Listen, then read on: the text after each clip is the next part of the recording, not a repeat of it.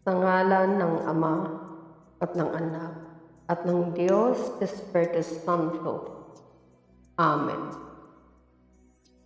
Panginoon, sa aking pagharap sa iba't ibang pagsubok sa buhay, palakasin mo ang aking puso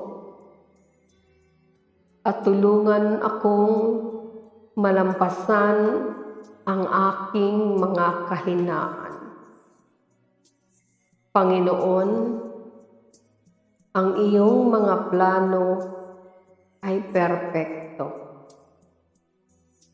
Bigyan mo po ako ng pananampalataya at haba ng pasensya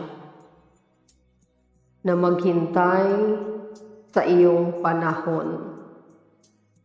Matupad nawa ang iyong kalooban sa aking buhay. Panginoon, mangyaring protektahan mo ang aking pamilya, mga kaibigan, at ang mga nagdarasal na sa tabi ko ngayon. Dear Lord, hindi ko po alam kung saan patungo lahat ng mga nangyayari ngayon.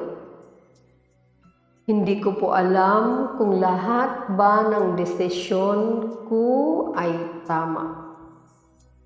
Mahirap, pero aasa pa rin po ako na magiging okay ang lahat. Bigyan niyo po sana ako ng lakas para magpatuloy. I will keep working hard. Hindi po ako susuko. And I will always hold onto my faith. I trust you, Lord, more than my worries.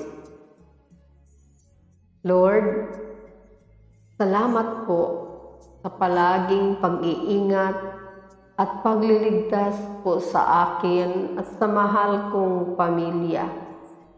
Sa walang sawang pagtulong at pakikinig po sa aming mga problema at sa lahat po ng blessings na walang alinlangan mong ipinagkaloob.